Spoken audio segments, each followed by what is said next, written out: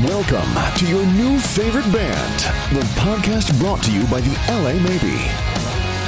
And now, your hosts, Dallas Dwight and Drizzle Silvera. Well, hello there. I am Dallas Dwight. This is your new favorite band. Across the table from me, as always, Driz, what's up? what's up, everybody? We have a super special episode for you today. But before we dive into that, just want to say, how's it going? What's up, Driz? It's going well. I mean, we're about to have Thanksgiving tomorrow. Yes. When this comes out, it'll have obviously been a little while Thanksgiving will have past passed. Thanksgiving. But having a bunch of family over and shit. It's going to be a madhouse here, like 20 people or some craziness. It's got a 30-pound turkey. Maybe That's I'll gonna stop take, by and make it 21. You can make it 21, dude. Yeah. If you got nothing better to Lucky do, number just 21. crash. I'm going down to see my family in my hometown of Columbia, South Carolina. And then, maybe I'll stop by on the way back. I'll drive right by your house. So, Dude, that would be a good time. It'd be a good time. for sure. Well, Anyways, today yeah, we have today. the great and powerful Tracii Guns. Yeah. So we had talked about this on the Kiss Cruise recap, but we of course had played with Tracii back in August or September when Guns came through Charlotte. But on the boat, we really struck up a rapport and brought him on stage, and we played Communication Breakdown by Led Zeppelin, and he's just a really friendly, awesome guy. So we shared contacts and have stayed in touch, and now he's come on the show and graced us with his presence. His presence and his awesome stories that we're sure to get into and stuff. So, I think I said it on one of the podcasts since we've been back from the cruise, but as far as like people who stood out to me on the cruise, Tracii definitely was probably like the most encouraging towards us, and like because we're the young guns on that cruise, new young rock and guns. the young guns, the new Young LA Guns, maybe. There you go. It's all the same words. No, he was like so encouraging and hanging out, and talking and Pulled us aside and gave us advice. yeah. Yeah. And it's like, dude, thank you. Like, Yeah. appreciate it. Like coming from someone someone as that's- iconic as him in the I was industry. just about to say, someone's been around the block, Yeah. And we get into it a little bit in this discussion about how there's people older and more experienced than you that just know more. They have more wisdom than you. I just realized our background here is not right. There we go. And it's wise as a young person to listen to them, and sometimes maybe not. Maybe you have to make your own decisions and make your own mistakes. But a lot of times these people are if you know someone's heart is in the right place, it's a good thing to listen to them and trust a little bit. Well, and Tracii, go check out his music. By the way, everyone, check out any of the LA Guns music. And the just tons of other projects he's been a part of. Tons of look up projects he's been affiliated with. Check it out. Yep. But he's such a cool guy. Like, you should want to support it and check out the music. Any of our fans, obviously have a way bigger fan base, but any of our fans who are kind of like, I'm not really familiar, definitely go check it out. And for sure, it's great stuff. It's great supporting artists who are as personable and friendly and legit as Tracii Guns. Tracii Guns. So let's dive into it. Let's do it. All right, Tracii Guns, my brother. What is up? I'm up, man. I'm Nice. up for this. Hell yeah. This is great. I first wanted to say it was such a pleasure hanging out with you on the cruise and meeting you and bringing you up on stage and just jamming and just having a grand old time. So I wanted to say thank you for coming up and playing what we did, Communication Breakdown together. That was a blast. No, thanks for having me come up and do that. Yeah. I like the rock and roll. You know what I mean? That's what that cruise was, the most rock and roll thing I've been involved with in years. I know. Yeah, I keep thinking back to like anywhere you would go on that boat, it would be just anyone you talk to. You could stop any person and just immediately be like, rock and roll, dude. Like they were just like so into it. Like everyone. It was like we were all on the same page, even though you didn't know anyone, Yeah, it was pretty incredible because I've done a few of these cruises, and a lot of people cross a lot of boundaries usually. And I got to say, the Kiss cruise, and I was on there 2 weeks, man. And like you said, it just felt like a huge family of people getting to know each other and people were cool and people, weren't idiots. And yeah, that was a good time, man. Yeah, I definitely felt the power of the Kiss Army. Now, my question to you is 1 to 10, what kind of Kiss fan are you? 1 to 10. I'm like a 6, 7. Okay. Okay. I'm the blasphemous, like, to me, Creatures of the Night is their best record. Okay. But I grew up in LA and on the West Coast, man, if you were into Led Zeppelin, you weren't allowed to like Kiss in the 70s. Yeah. All the clicks. And, Kiss, cool, whatever. Led Zeppelin. But I gotta say, their set that they did in the theater, the old school set with the makeup on and everything like that. Man, I felt like a kid. I thought that was like the greatest thing I've ever seen. It was amazing. Yeah. If you can believe it, my first time, and Driz, I think maybe yours too, first time ever seeing Kiss was on the boat. Yeah, definitely. It was. Yeah. It was. Yeah. What did you think? Oh, it was awesome, man. Now, I do understand that we're missing a healthy degree of the spectacle, right? There's no fire, there's no blood, there's no all the big stuff you expect from Kiss. It has to be stripped back because we're in a small theater on a boat. But the intimacy of that, I think, more than made up for what I felt like was maybe missing. I think that it was probably preferable in a lot of ways because I felt like they played really well. Yeah, and the set list they chose was definitely 70s classic Kiss. And that's deeper kind of the cuts, stuff that, so like, I feel like you guys probably got, like, for your first time seeing Kiss, like, you kind of really got the real deal. It was great. Yeah. Yeah. It's good. It's good hearing that from a Kiss fan, though. I'm not, so I would say I'm like maybe a 3 or 4 on a Kiss. And it's not because I don't like Kiss. It's because I just never fully got into that world, right? I knew Lick It Up, Rock and Roll All Night, the hit Detroit Rock City, and then I kind of moved on to the next band, when I was coming up playing guitar and stuff. So, absolutely. Generation. We're kind of like the generation that's been inundated from amazing rock and roll from the 60s all the way up to when we were kids in the 90s. It's like, what do you pick and choose from? It's like, holy shit. Yeah, we were born 91 for him, 92 for me, so it was like there was already so much to choose from, like it's so hard, man. And I'll tell you something, man. I probably have 20 artists that I listen to, and that's about it. Mm-hmm. Yeah, same. I would say the same. And it's just, it's kind of really more about the stuff that really grabs you, between birth and 30 years old, and then after that, it's like, well, whatever. There's a lot of other stuff I do like, but I don't put those records on, or I don't, go to those other artists and put them on. But if I hear them, I'm like, oh yeah, I like this, but as far as, we're all musicians here. So, the music we pretty much listen to is the stuff that influences us the most, right? Yeah. Yeah, definitely. 100%. And I would even, and I don't know about you, but for me, the stuff that really influenced me the most, I actually don't actively listen to it that much anymore because it's just so much in my head. It comes on, not Guns N' Roses was always my band. So, Knocking on Heaven's Door comes on the radio and I just already know every note, every pass, every little drum fill, every vocal harmony, so it's kind of like, it's like it's in there, I got it. Mine was Van Halen and like Allman Brothers, yeah. I mean, but the difference between Allman Brothers and Guns N' Roses is Allman Brothers, they made tons of records, what I mean, and they live records and like all the stuff. Guns N' Roses kind of had 2 records. Yeah, it was a really limited amount. Yeah, it was like a fireball that kind of burned really bright and then burned out really fast. Like yeah.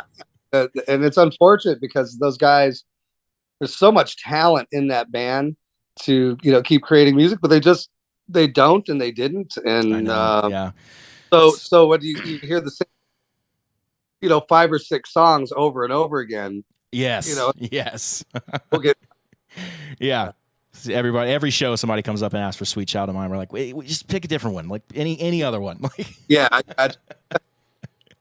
But I know, so obviously you famously were kind of a part of the history of Guns N' Roses. So, and we just before the Kiss Cruise we played the Whiskey. So it was our first time in LA. So we played the Whiskey and we walked the Strip and ate at the Rainbow and, checked out the Guitar Center and all that stuff. And I wanted to know from your perspective, what What were things like back then? I mean, I assume it was 85, 86. 83, right? Didn't she get rocking in 83 or something? Yeah, we started really like the first version of Hollywood Rose and LA Guns. That was like around 83. Yeah. You know, I started playing Guitarists and the Troubadour and stuff like that. And, you know, that's when Motley Crue was really big in town, you know, Wasp and Rat and Great White and stuff like that. Like those bands are a little bit older than us. So, you know, we were watching that stuff. And then LA Guns was Full Throttle in 84. Then we changed the name to Guns N' Roses. And then I bailed. I don't know, man. I don't even remember anymore. You know, the end of 85, I guess. And then I restarted in Guns. But it was, you know, it was anything you could imagine, but then you have to add more because the woman factor was extreme. You know what I mean? Yeah. Like every girl that turned 18 made their way to Hollywood, made their way to the Sunset Strip, you know, to be an actress or a model or a porn star or just to hang out with band guys. And so, you know, us guys, we got pretty spoiled by that. You know, it was just like, wow, you know, like these chicks would come and rent an apartment that they couldn't really afford. And like 5 of us would stay at like one girl's apartment until they got evicted, you know, like stuff like that. Really strange. And then, you know, somewhere at the end of 86, you know, 85, 86, you know, we all got signed. And then we had our own apartments and we got a little tiny bit of money. And then I literally, for real, had women break into my apartment and like wash my dishes and shit. It was bizarre. It was really like that shit just doesn't happen anymore. I was about to say, yeah, I think we definitely came up in different times, but based on these stories. Yeah, it was wild. You know. That's epic. It's so crazy how much things have changed. We were just talking on the boat actually about the last kind of generation of rock stars, and how I don't know that, and maybe it does in some incarnation, but the old, you know, trope of a rock star doesn't really seem to exist anymore. A lot of the things you would do that would make you a rock star, you just end up getting canceled now. You know.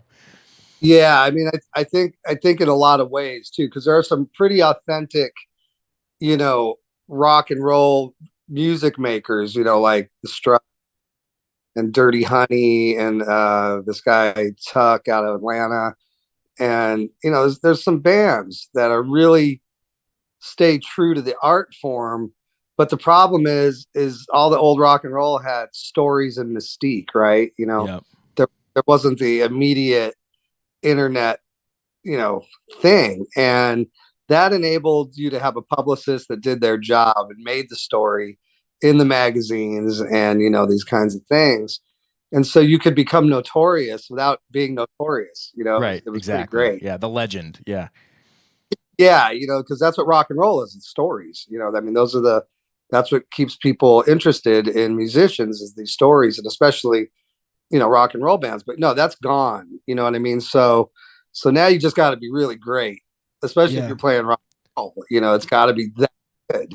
yeah, that's a really interesting take I had not thought of. I mean, we know that social media has really taken the mystique away, as you say. Now, if you choose to be mysterious, the algorithm just says, "Okay, fuck you, you're out." Right. Like, so it's like you don't really have that option. You have to be kind of, you know, in it, and you have to play the game now if you want any sort of modicum of success as a new artist these days. We know. Oh, yeah. So it's just it's brutal because, you know, that's where when hip hop came in, which was right when we were recording our first album, we were also listening to NWA's first record and stuff like that. And music on that street level was really lifestyle. You know what I mean? So the audience could relate to the lyrics in a way where it's like, yeah, man, this is how I'm living, you know, especially, you know, Axl was the master back then. But then you also had Eazy-E and you had like hip hop starting, and it was all very similar lyrically. You know, it was like kind of weird, you know, misogynistic, drug fueled, mystery, right. you know, but people could relate to it, you know, and, you know, but there was a huge air of mystery around it. And that's like we were talking about. That's the hardest thing. Like, you know, you'd hear stories of Led Zeppelin, and Aerosmith. And, you didn't know if they were true or not, but you just believe them anyways, because why not? Like, whoa. Yeah, it's just part of the legend. Exactly. And it's like, who knew if they actually threw the TV out the, window into the pool or whatever, as the old saying goes. But now I just think, you throw a TV and out the window into the pool, it just Keith Moon definitely threw some TVs. Yeah, Keith Moon for sure. Yeah. I don't think there's anybody doubting it.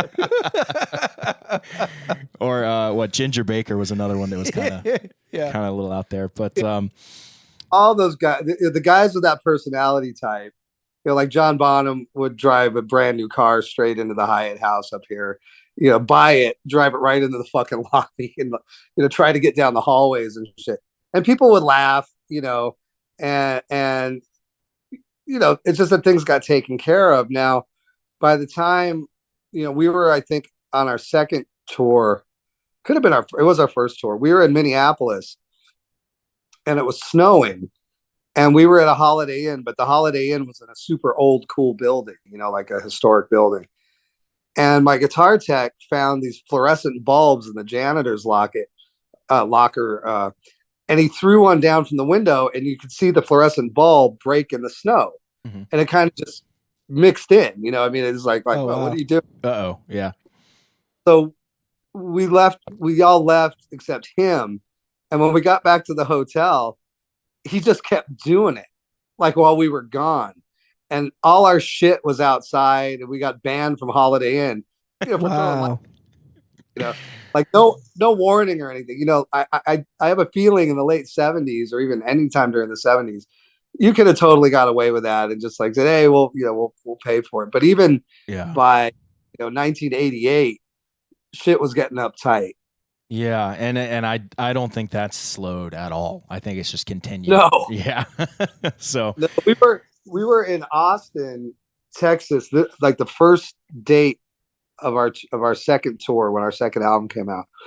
Staying in some really nice hotel in downtown Austin, and we had mountain bikes, and we were doing whatever we were doing, but we had naked girls and mountain bikes, and we were just riding up and down the hallway, like starting at like 3:30 in the morning after a show, with naked girls on the mountain bikes.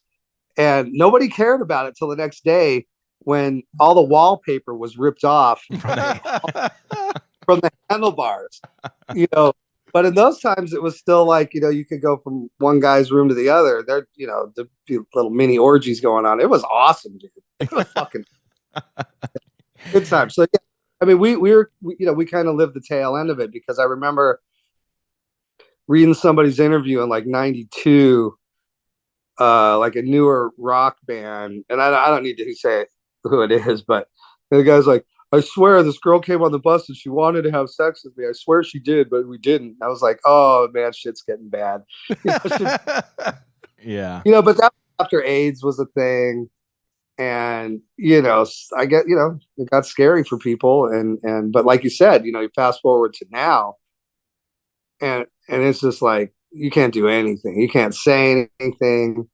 And it's like, there's a certain humor in the majesty of rock and roll, whether it's misogynistic, drug fueled, or whatever it is. It still makes for a funny story. And, and if it's not happening to you as a listener or as a fan, then you should just enjoy the story and laugh it off, but that doesn't exist. It really doesn't. And Steel Panther, I think, is the best example of a band that took that humor and just made it. They're a spoof on so many levels, but the fact that they just spoofed the whole scene of the 80s is my favorite part. Amazing. Yeah.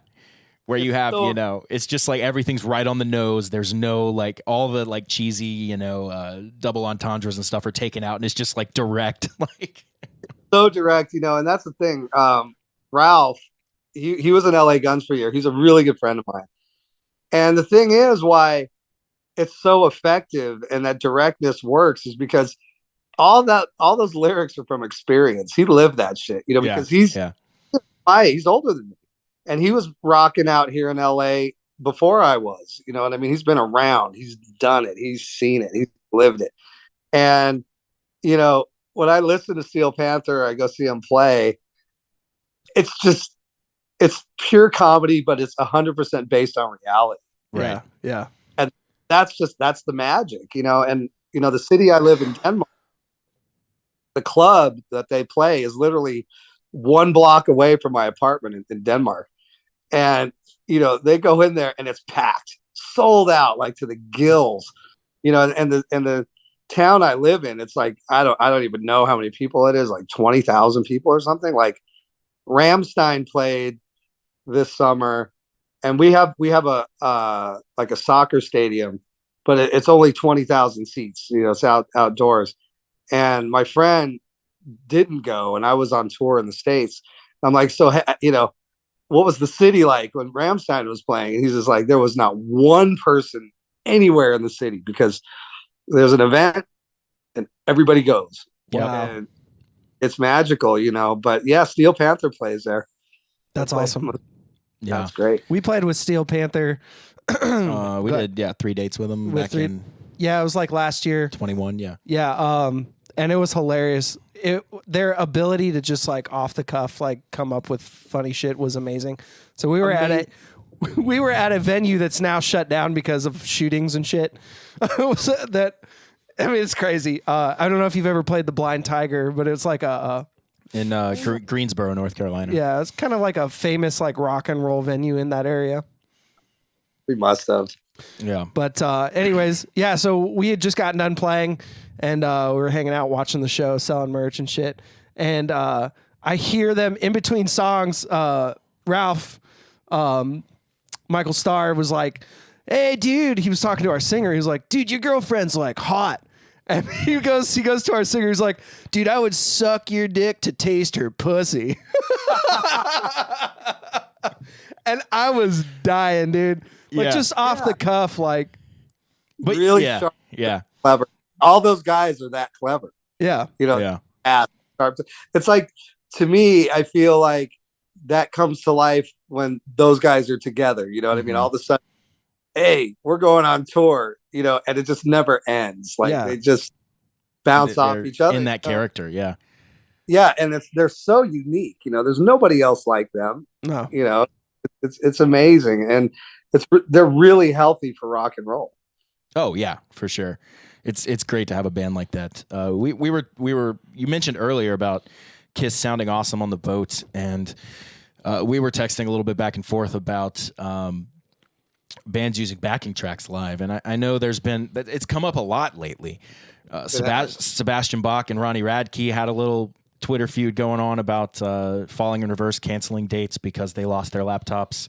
Yeah. And then Joe Lynn Turner recently came out and said, and I brought up Kiss not because I'm saying they use backing tracks or not, but because Joe Lynn Turner had said that they allegedly use backing tracks, and he was kind of bashing them for that. But then conversely, you have people like Gene Simmons and Eddie Trunk who say adamantly that tracks should not be used. And I wanted to just open it up to a roundtable discussion. I mean, I personally think it's a gray area. I think there's pros and cons to both sides. I think if you lose your tracks and you can't play the show, then that's fucked. That's a problem. Yeah, I agree. Yeah, that's definitely one extreme, right? Yeah. But I think this is what I think. I think that if you're a rock and roll band and you recorded your album as your band, then your band should go play the songs. You know what I mean? Like, so in that case, where there's certain bigger glam band that really uses backing tracks, guitar, bass, even drums and vocals. It's like that's shitty. You know what I mean? Like that's just lazy. It's horrible because I don't feel that it's necessary. But then there's some things for rock bands. Let's say LA Guns had, a really complicated keyboard part or something. We don't have a keyboard player in the band.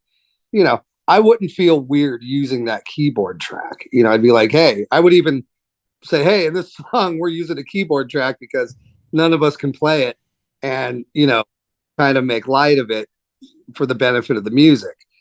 And then there's bands that have grown up and they're 22 years old right now, and they grew up writing music in GarageBand using loops and all kinds of digital technology.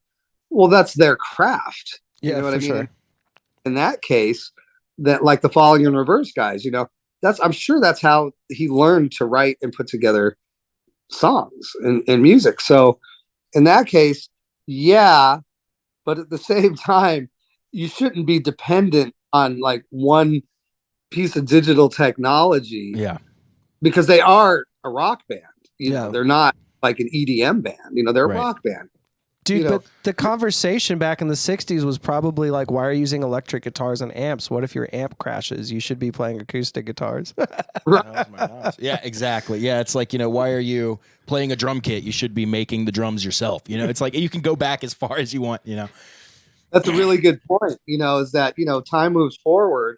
But I think really what Gene and Eddie Trunk and guys like me and Sebastian are saying is like, look, man, if you recorded it as a band, you should play it as a band. Yeah.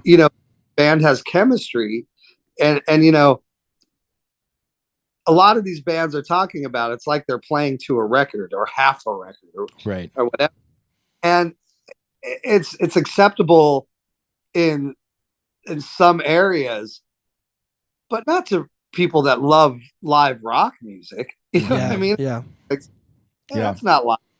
And the Joe Lynn Turner thing really comes out of left field for me because Kiss, they take pride in the chemistry of the band. I think it came out of left field for a lot of people. And it definitely had kind of a nasty edge to it that's felt a little like, what? Like, yeah, like talking about.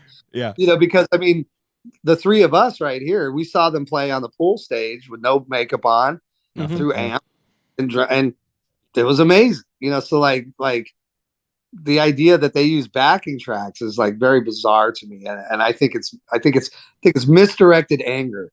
Yeah, I also think that the use of backing tracks can be complicated, and I think your average fan doesn't understand what that means. They hear backing tracks and they think Milli Vanilli. Oh, you're not singing. I'm listening to the CD and you're just miming. That's not there. You can be on a click and have nothing else. You could have. And if you're on a click like that, you can do your lighting cues, which saves you an LD. You can do audio cues, which saves you a front of house engineer. And these are all things you can do as a small band to save having another mouth to feed on tour, right? Or the keyboard player, like you were saying. And they're always on time and they always play it right. And so there's elements of that as well. But you're right. You can just take it too far, Well, you make a really good point with like, let's call it a click track kind of mentality where like, I was on tour with Faster Pussycat a million times, but for a while there, Tammy was headed more in an industrial kind of sound. Mm-hmm. They did play to a click, and what was on something that was pre-recorded was more like sound effects, stuff that wasn't ever originally played by an instrument. It's played by a synthesizer or whatever it was, and go further back than that and just look at Nine Inch Nails and Ministry and stuff. Mm-hmm. And without pre-recorded tracks, like those bands, they were incorporated with the live band. Exactly. Yeah. As an enhanced sound, like an actual sound of the band. And guys like Trent Reznor and Al Jorgensen, they're really talented and crafty with using that technology, and it made that music sound like a new form of rock music, Yeah. But at the same time, Smashing Pumpkins very much a live band, and and very much a train wreck at times live too, but they were almost had an industrial edge in some of their music, for sure. That grungy kind of, They never used anything like that, so. Yeah, that's a good point. It can kind of run the gamut. I think the line's so blurry, and the thing is, you never really know what a band's doing unless you talk to someone directly involved in that group or whatever. Right. There's so many examples of that. We have had a lot of different incarnations of our band, and during certain songs, we had full click, full tracks, everything, play to that. So we've done that side of things. And then when we do our, like everything you saw on the boat, we don't have anything. It's just the five of us. So There's we've gone every which way, and I prefer doing the no tracks thing just because for me it's it feels a lot more free and a lot less stressful. So because if something goes wrong, we've had the laptop crash and we're like, oh shit, we just lost all of our we were playing a variety band, you're doing Bruno Mars songs with all these horns and stuff. We just lost all that. Like, oh shit, like we can't play that now. Like we have to change the set list. So we've had all sorts of different things like that, but it is an interesting blurry line. It is, but look at the kind of guitar processing that we use. Mm-hmm. That was my next thought. I was going there as well. It's like I come from total analog tube amp world, right? Mm-hmm. But I use Headrush, man, and I've used it for 5 years now. And live, I do run them through tube amps, behind me. But everything that's going out in front of the house is mostly my direct signal, and it is so convenient, man. Yeah. Right.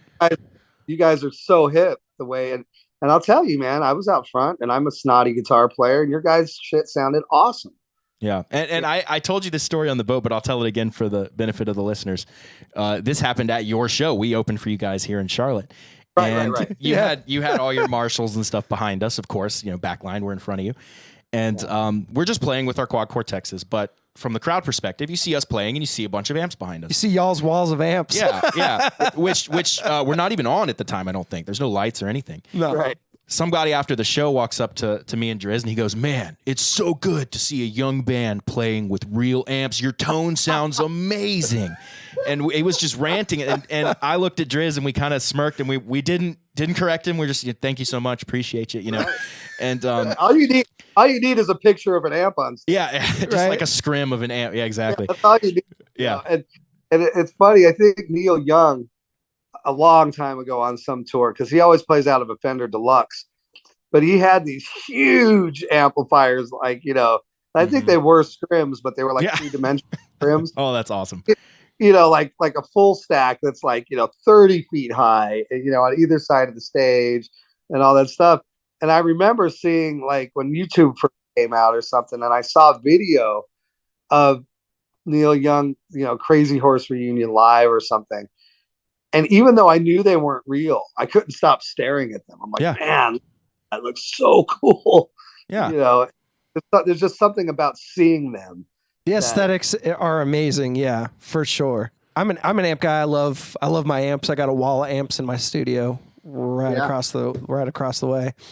And, that's what I love about the Quad Cortex, the units I use, because I'm actually going out and playing a capture of my Marshall Plexi.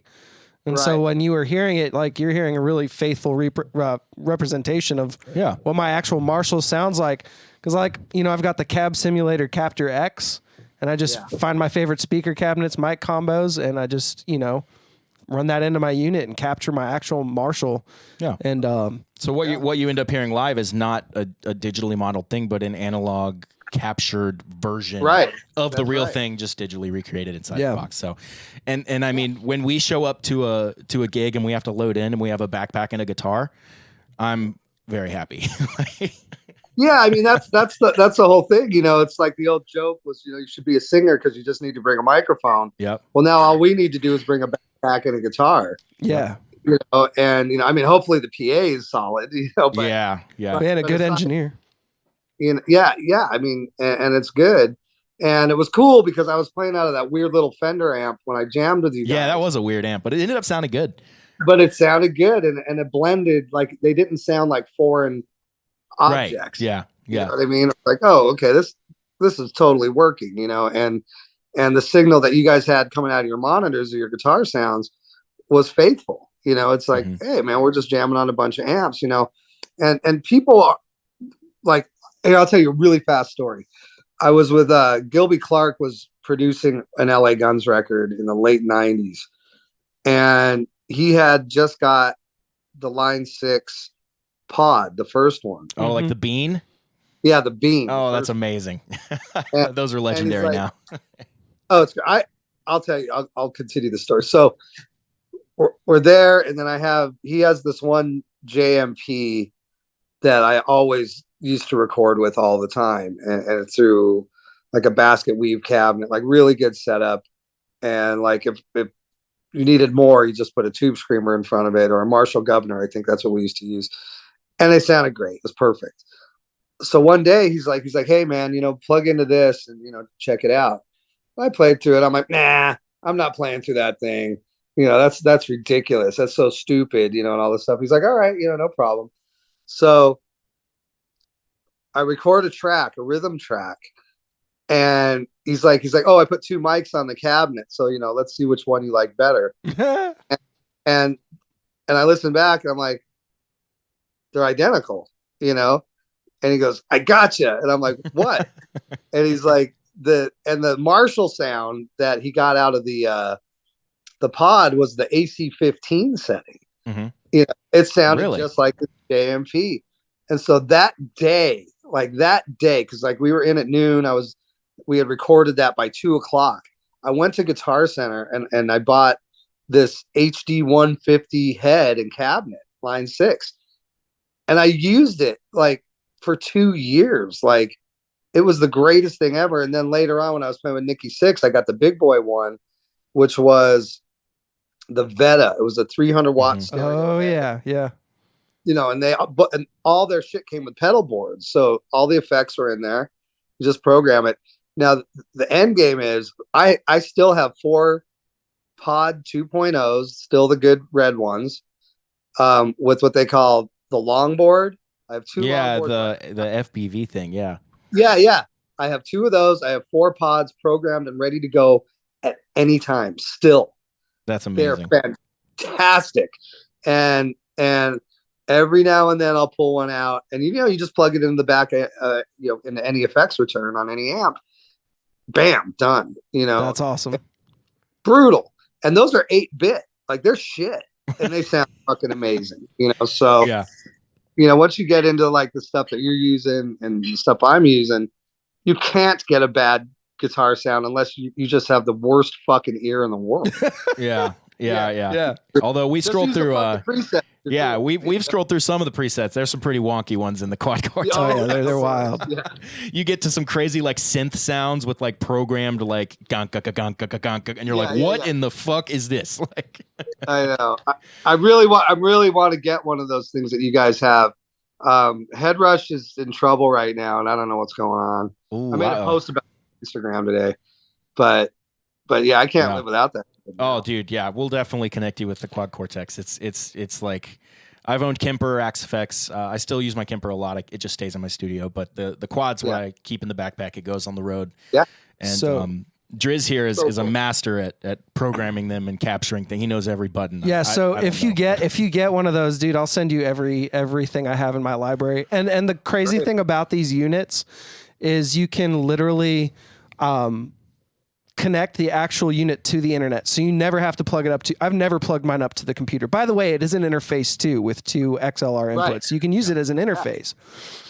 So anyways, you connect it wirelessly to the internet, and every sound I make, I back up to the cloud, which is now on my account. I log onto my phone, say you and I are friends on the actual app for the phone. I can send everything in my library to you, and you can download it in 30 seconds a patch. We've done it, Tracii. We've done it at gigs. We'll be sitting there at sound check, and he'll be like, "Here, check this tone out." Text it to me, and I beam it, then check it. Boom, boom, boom. Seconds, we're there.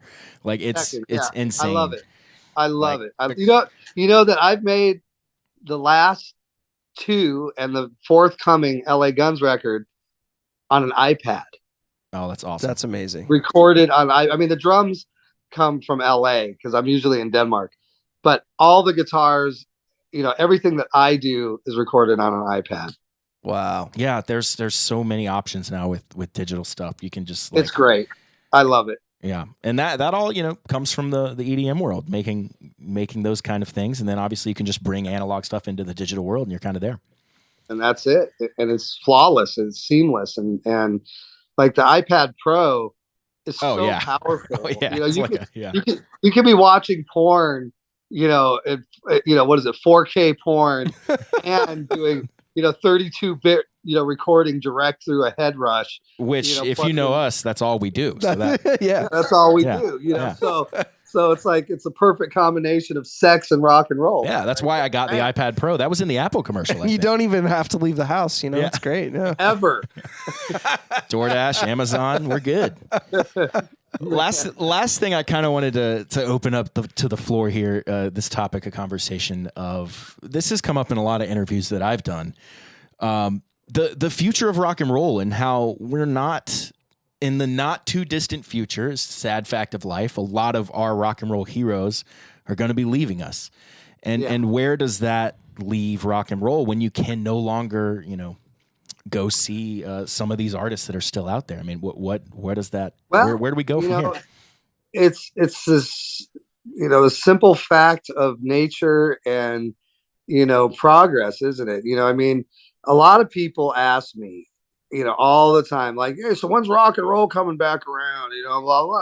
It's not in the way that we want it to. That'd be like saying, when's the Rat Pack coming back? You know what I mean? It's like, it's not going to happen because it already existed and nothing beats the original. You know what I mean? So, music and art are always a reflection of the time anyway. So, the fact that rock and roll has held on this long, because it really has, there are still retro rockabilly bands and Amy Winehouse, what she was doing before she died.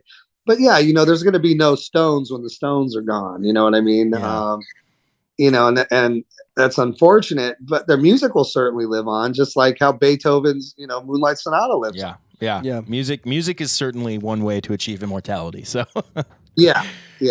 I think hopefully us on this podcast here have done that, put our stamp on the world in some whatever small way that we can, at least. I've put my stamp on the world. And I know you guys, and the thing is you do it for the two right reasons. You do it because you love it. First, the money and the girls, yes. And the cocaine. Mostly the cocaine, though. The two reasons: money, girls, and cocaine. No, just mostly cocaine. You really do. You guys.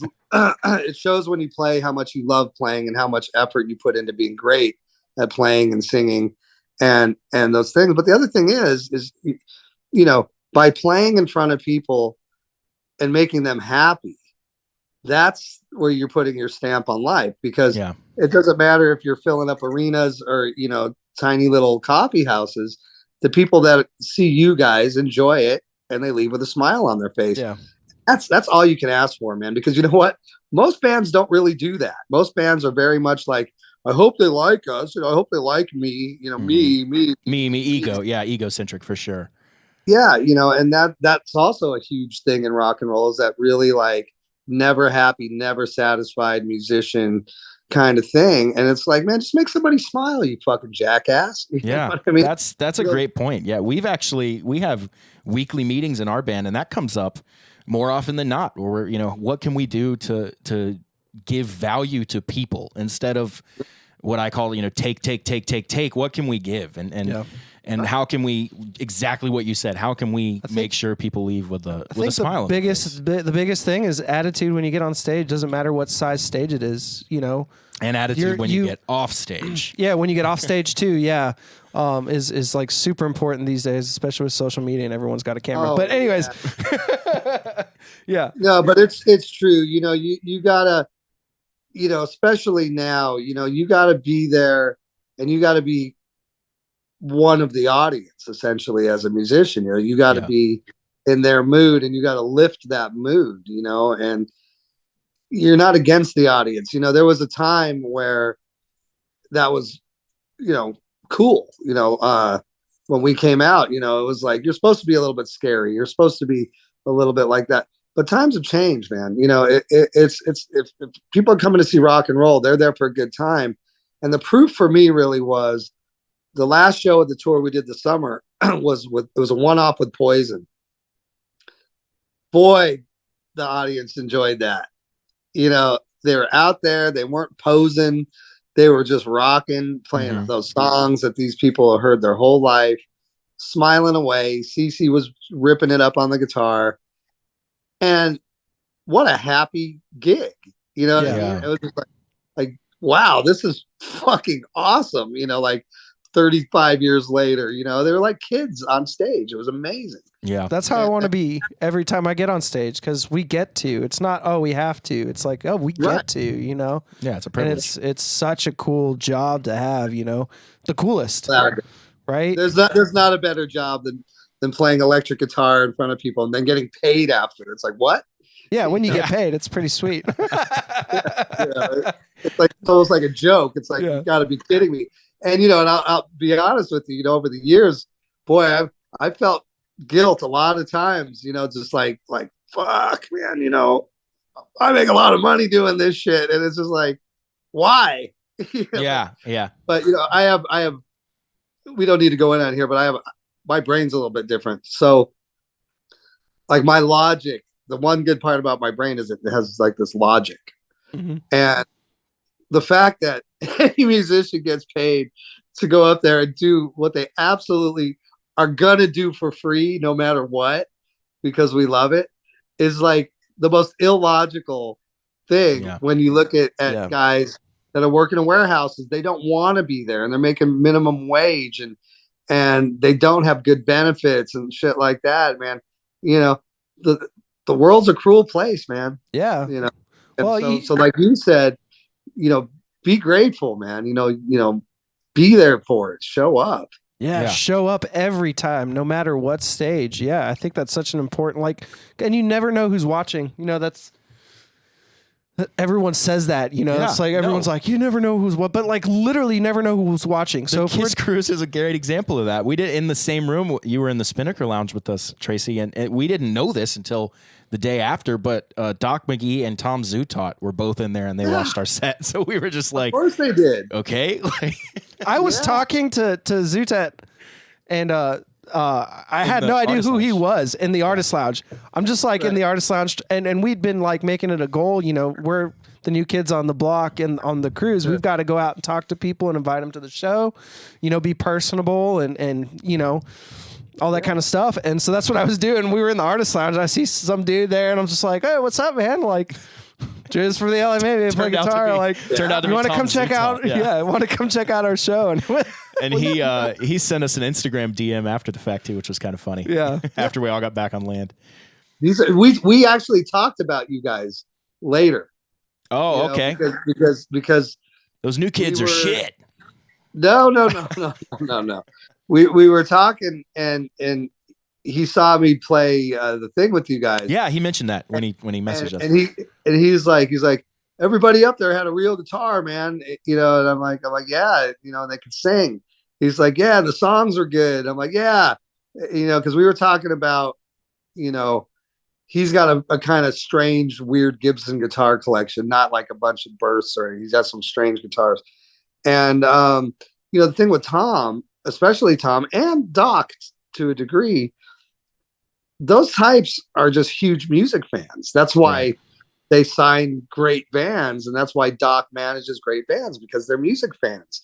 So yeah, they're going to show up. Yeah, they want to see if something's good. Yeah, they want to absorb it, because it's really their life is to enjoy music, and to, and they have a good radar. If they didn't like you, they wouldn't have been there long enough to see me get up on stage with you. You know what I mean? Yeah, for sure.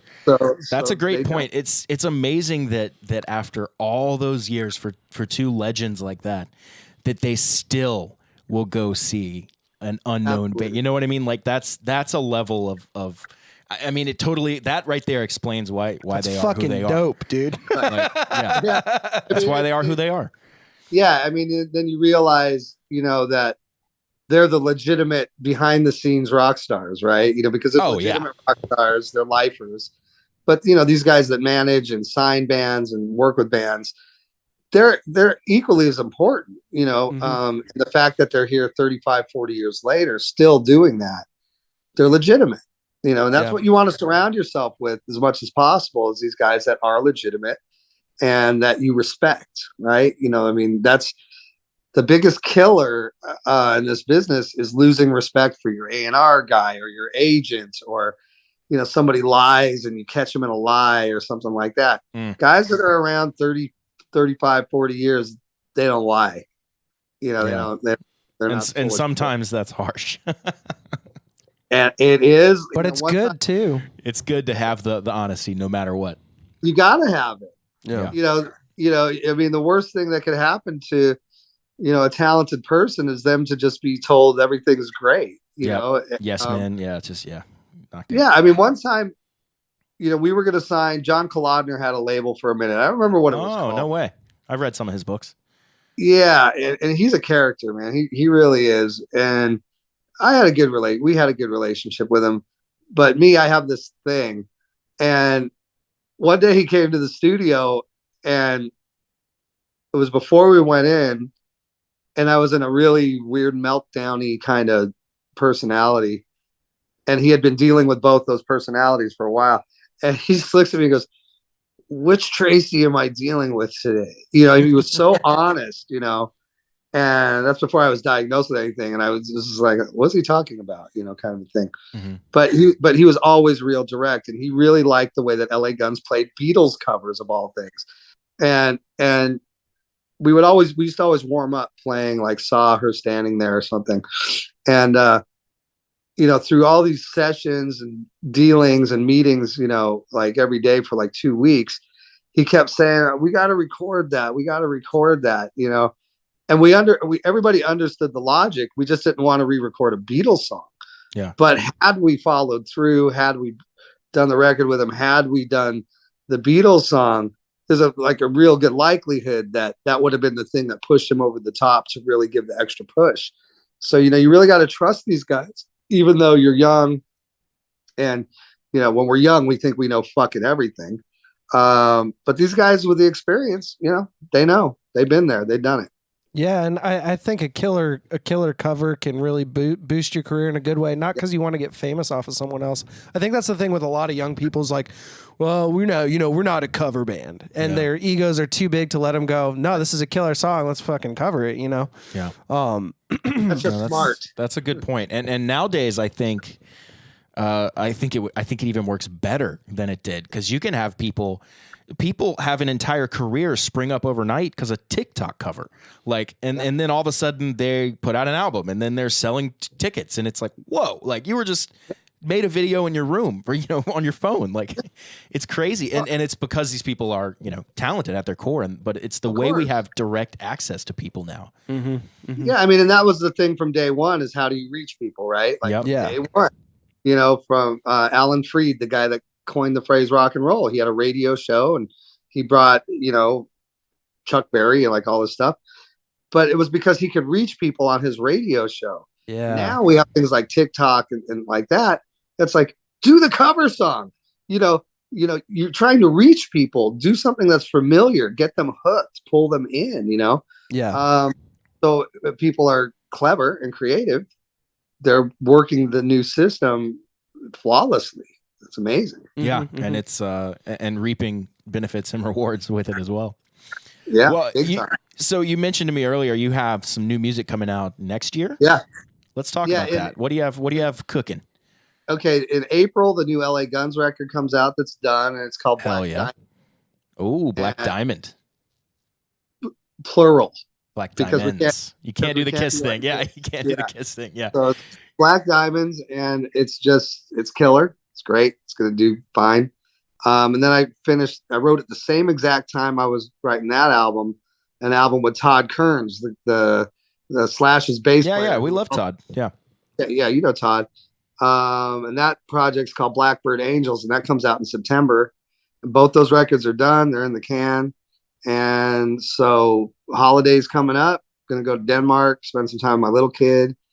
And then we're looking at hitting the road, end of March, early April, and getting through summer. And then got those 2 releases coming out, and the party continues. It's pretty straightforward. Hell yeah, man. I can't wait to hear Black Diamonds or a Tracii Guns Todd Kearns project. Sounds fucking awesome. Well, you're gonna, because I'm gonna text that shit to you. Yeah, you better. My question is, Todd playing? I assume he's singing. Is he also playing bass?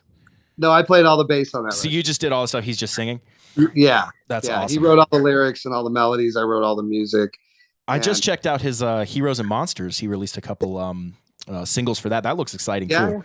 Did Brent do the drums or did somebody else do the drums? No, Adam Hamilton does all the drums on all the LA Gun stuff and all the other stuff that I do with the label.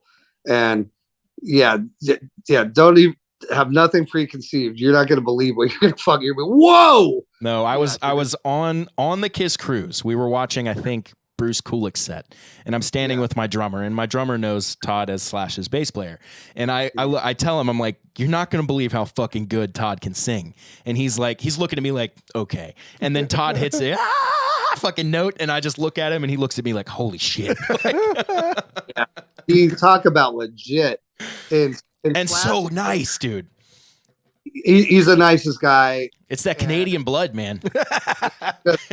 He's got life down. And, in Slash's band, Miles sings all the original stuff and Todd sings all the Guns N' Roses stuff. Yep. And all the high harmonies on a lot of the original Miles stuff, too. It's just crazy. He's a crazy talent. And I'm really fortunate to have made this record with him, and especially the way it turned out. Because for me, I haven't met a disaster yet with a singer, but that's always the magic ingredient. I write all the music, record it, arrange it, it's done, and it's up to the singer to ruin it or make it killer.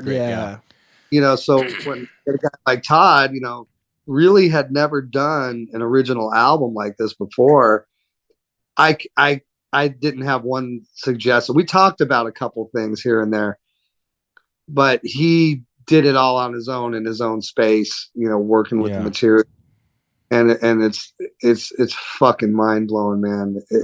I cannot wait to hear that. That sounds incredible. Yeah, I'll get you that right now.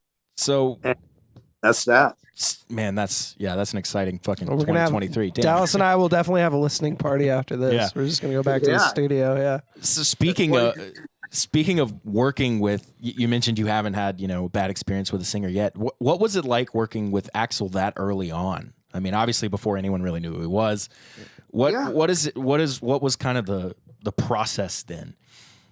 Well, the process then was a lot more organic, meaning that, we had a band, and when we were writing, we rehearsed, and he would sit on the couch or a chair, listen, write a couple lyrics down. We would record whatever we were writing on a cassette recorder, and we go back home, and then he'd work on the shit himself. And then when we added Izzy to the mix, they were already old friends. They grew up together. From Indiana. Yeah.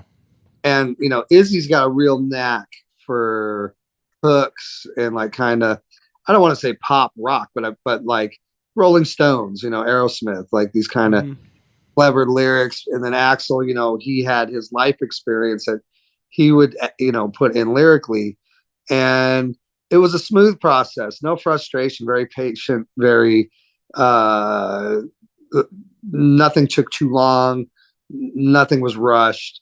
And, we came up with a lot of good, we always wrote good stuff.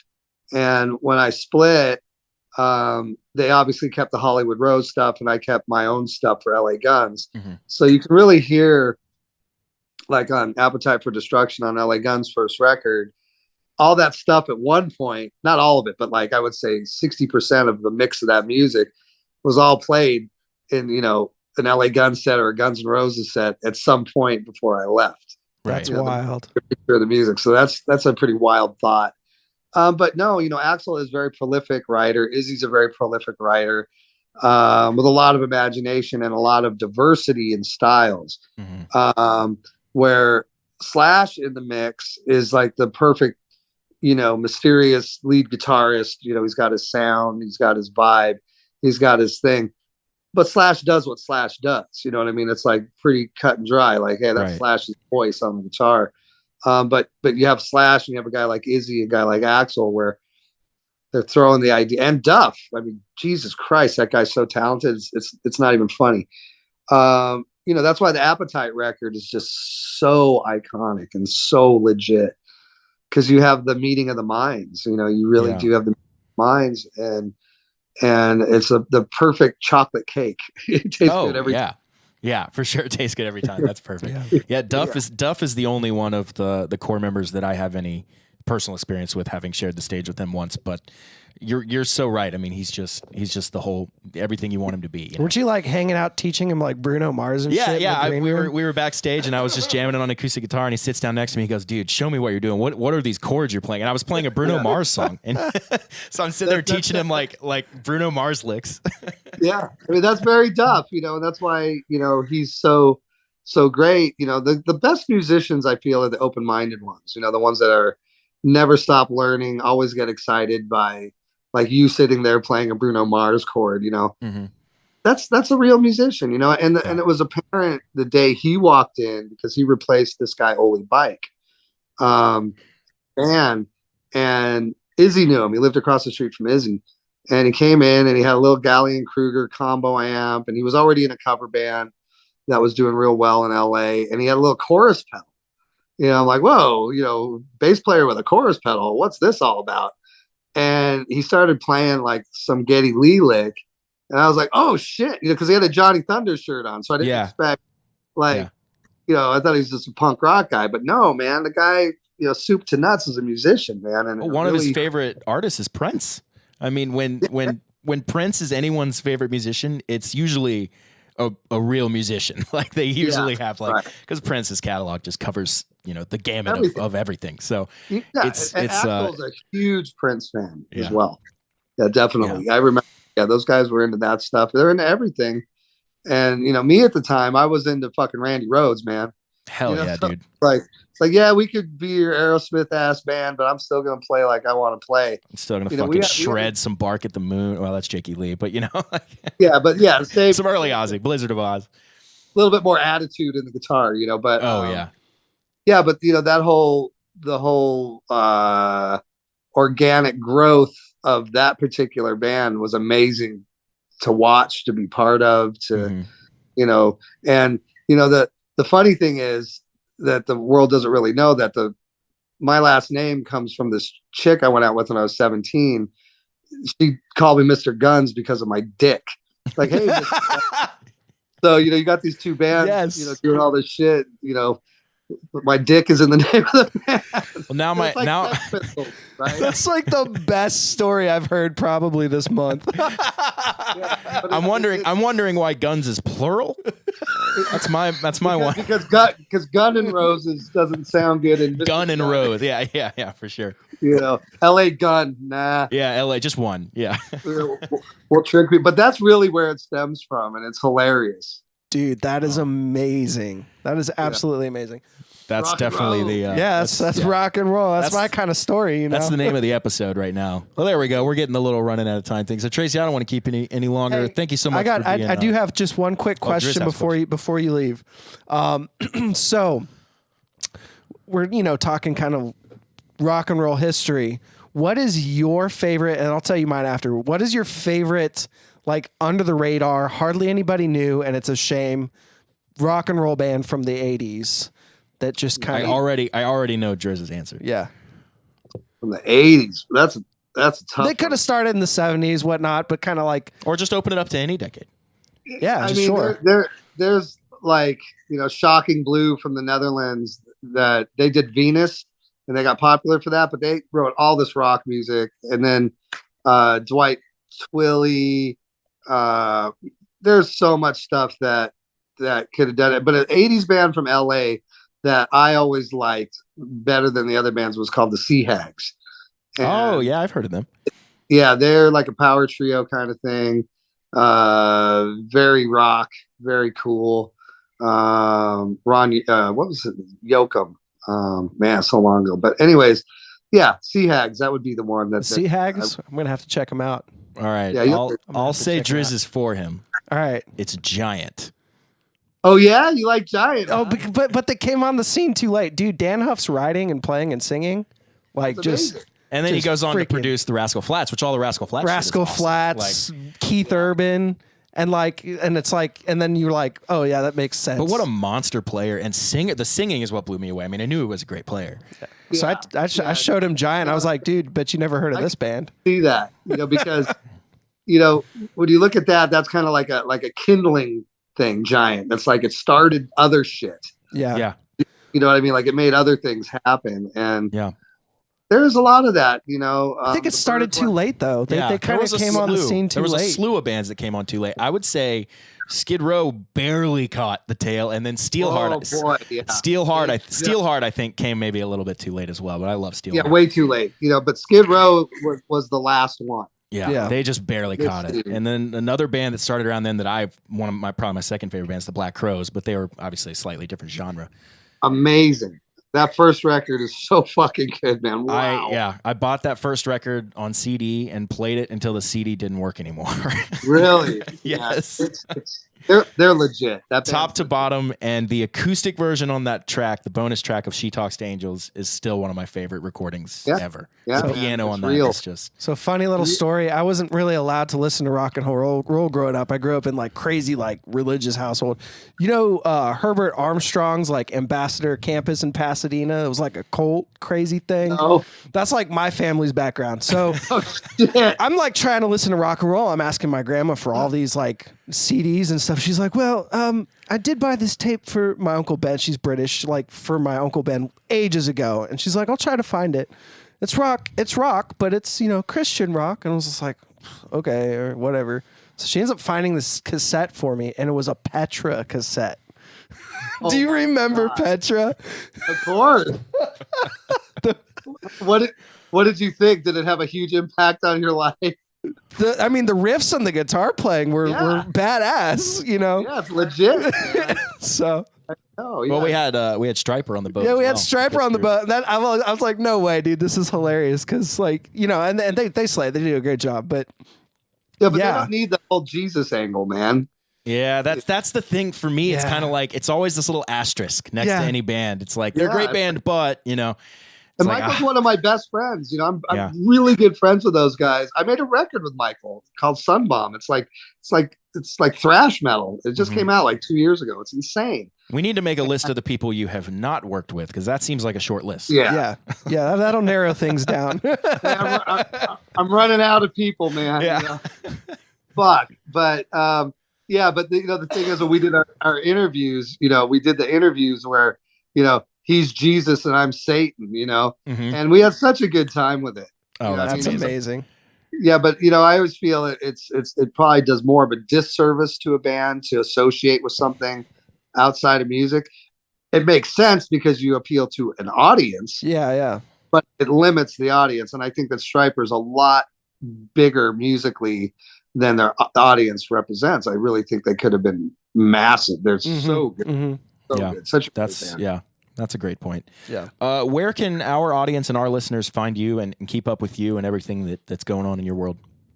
I have a link tree, which is I saw you built that the other day. I just made it. But yeah, anything at Tracii Guns, TRACIIGUN penis F. Okay. TraciePenis.com. Got it. Yeah, TraciePenis.com. No, don't go to that website. That's a very different website. TraciePenises.com. Yeah. Tracie'sPenis.com. Yeah. The funny thing is my real middle name is Dick. So it's like Tracy Dick. This is the best thing I've ever heard. I have one final question. Do you know who Bert Kreischer is? No, I have no idea. The stand-up comedian. No. He's a pretty famous comedian. I think you look just like him. So he's a lucky guy, that Bert guy. I'm gonna text you a picture of him when we get done, and you tell me what you think. Okay, awesome. And I just mean in the face. Like, you just remind me of him. Yeah, so he's a goofy looking motherfucker. I get it. He's a Tracy Dick looking motherfucker. Yeah, that's a Tracy Dick, man. Tracy Dick. I think I'm gonna change my name again. Yeah, that's amazing. All right, man. Well, I'm gonna stop the recording, but if you could just stick around for 1 second, that'd be perfect. All right, you got it. All right, brother.